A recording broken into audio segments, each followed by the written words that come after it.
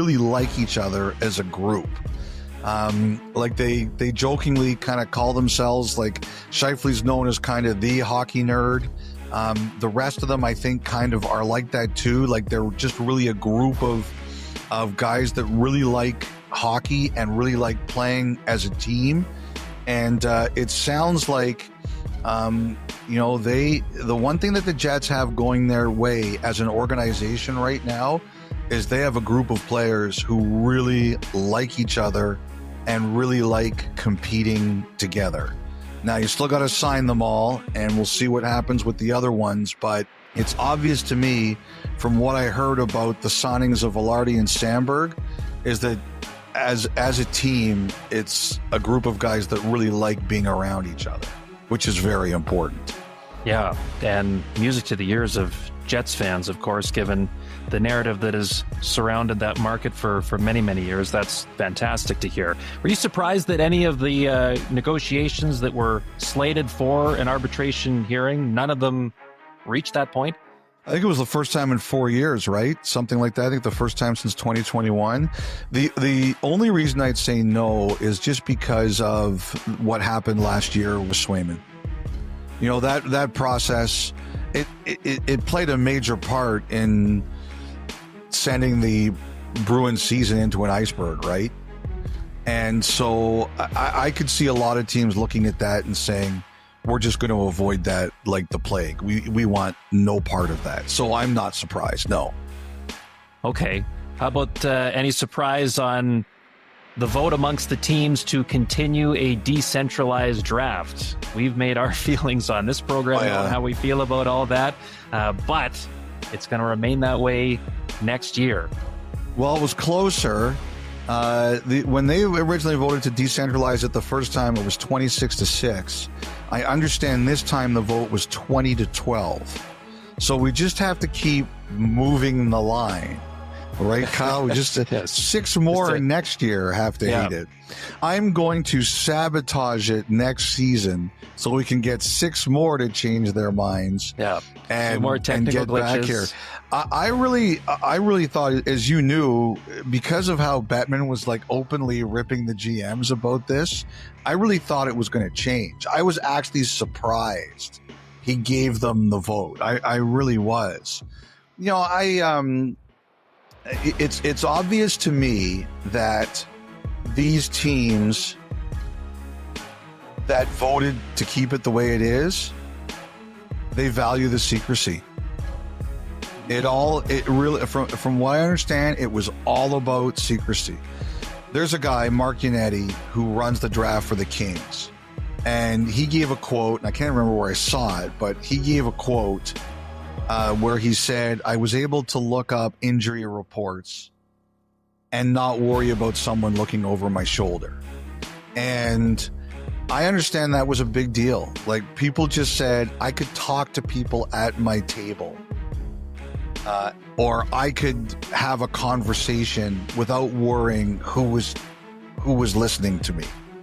And like one guy said to me, I think people read lips. I'm like, come on. And he goes, I think people do read lips. Everybody's got a camera right now. I was worried about getting my lips read. And he was serious about it. And that's how they feel. And they also do feel that if you streamline the broadcast, it will be better. And I have no doubt that that is something they're going to do for next season. But the vote was closer, so it only gives me 10 months from now to figure out how can I make it so that 6 more people flip next year for next year's vote. Well, do you think that's going to be a thing, like a yearly check-in of, okay, how do we feel about it? Do we want to keep... I don't know. Like, I'll tell you this, Kyle, the privacy thing is very real. And I can see that. Like, it didn't save them any money. They still had to fly in all their scouts from everywhere. They still had to put them up in hotels. And they realized it didn't save them any money. But for the people who voted to keep it the way it was, privacy was from what I understand, the number one thing cited. Okay, well, one of the cool moments of that draft this past year in LA was Roger McQueen going to Anaheim and, of course, helicoptering to Disneyland soon after. And it sounds like he could be taking a helicopter, a plane, something to Providence next year after the last 3 seasons in Brandon of the Western Hockey League. Another CHL player making the jump to Div 1. I think we had to anticipate that this was going to happen once the floodgates opened. Like, if you're an NCAA sports fan, you don't even have to be a hockey fan, a sports fan. If you've seen what the portal has done to NCAA sports at all levels, once it opens up, it becomes an uncontrollable floodgate. You know, if players are unhappy or players are given a better offer, they are going to jump to somewhere where they think they get the better offer. And, you know, like, as a guy who's been a fan of NCAA sports since he was a teenager, basically, it always was so weighted against the players. Like, the players had no power. And finally, it swayed back, and the players are wielding their power to the way that they can, which I can't blame them for because of the way it was for a long time. And I'm never going to fault anybody for trying to cut the best deal for themselves. So, like, there are some players who said no to the NCAA. But there have been others who've gone. And there's only, if you're in the middle of this, no matter what league you're in or what level you're at, there's only one thing you can do. And the thing that you can do is say, you got to look in the mirror every day and say, are we giving players the best opportunities to pick us? Now, you know, some of these teams have facilities in the NCAA that are better than any CHL facilities. Well, you have 2 choices there. You can either build new facilities or say, we can't compete with that, but we're going to find other ways to make you want to play for us. That's all you can do. Like, and I think what we're going to see, Kyle, is that this, like, the USHL is really worried. Like, there was a note that went out through the USHL from its commissioner just basically saying we have to work, basically saying we're really concerned about all the players we're losing to the CHL. We're going to have to work to prevent the destruction of our league. Like, they have the same concerns at the USHL level about the CHL that the CHL has about the NCAA. You can't stop it. Unless someone's changing a law here, which I don't see happening, you can't prevent it from occurring. The only thing you can do is look in the mirror every morning when you wake up and every night when you go to sleep and say, am I doing everything I can to have the best possible program and experience? And some teams are always going to have disadvantages compared to other teams. That's geography. That's like the tax argument that we're always having in the NHL, right? Like, there's going to be teams like London. There's going to be teams like the Quebec Ramparts. They're going to have advantages that other teams are not going to have, right? You can't beat that.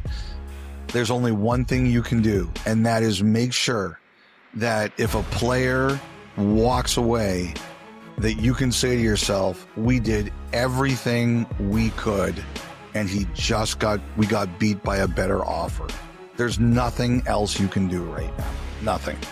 Yeah, I totally agree. And I heard that Red Deer was one example. As soon as their season was over, they started a complete overhaul of their facilities for the players because they thought we need to bring this up to a better standard. And I know, like, I saw Dan Neer, the commissioner of the WHL, like, he had some comments that got a bit of traction about just the schedule and the lifestyle of the NCAA. The more I've thought about this, Elliotte, it's just the feeling of, if you're the CHL, one of the 3 leagues there, if you're trying to compare yourself to the NCAA, like, you've lost, because it's 2 completely different worlds, and that's okay.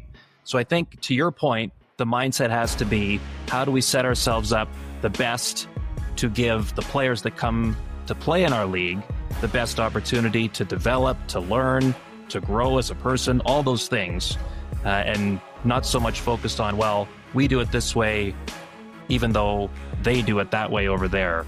The comparison aspect, I think, will get these other leagues nowhere in the grand scheme of things. It's all got to be internal in terms of figuring out how they best go about this new world.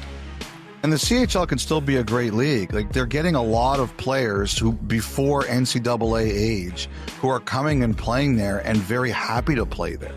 Like, I understand you're frustrated. You're losing the likes of McKenna. Like, that's a huge loss. It's incredibly disappointing. Playing preseason games up north this year, like Medicine Hat. They're going to play games up there with that thought that it was going to be a grand homecoming for him, right? Like, it's you just have to make the best of it. Kyle, sometimes you eat the bear and sometimes the bear eats you, and you just have to be prepared for both things. But it doesn't mean the CHL can't still be a great league for a lot of great players and send a lot of players to the NHL. But like, at the end of the day, for a long time, the players, the hammer rested with the teams. Well, finally it swung with the other direction. You can't complain about that. You had it your way for a long time. Life never goes your way 100% of the time. You can't cry about it. You got to adjust to it. Excellent. Okay, how about some news in Pittsburgh? I'm sure every now and then you're wondering, okay, Sydney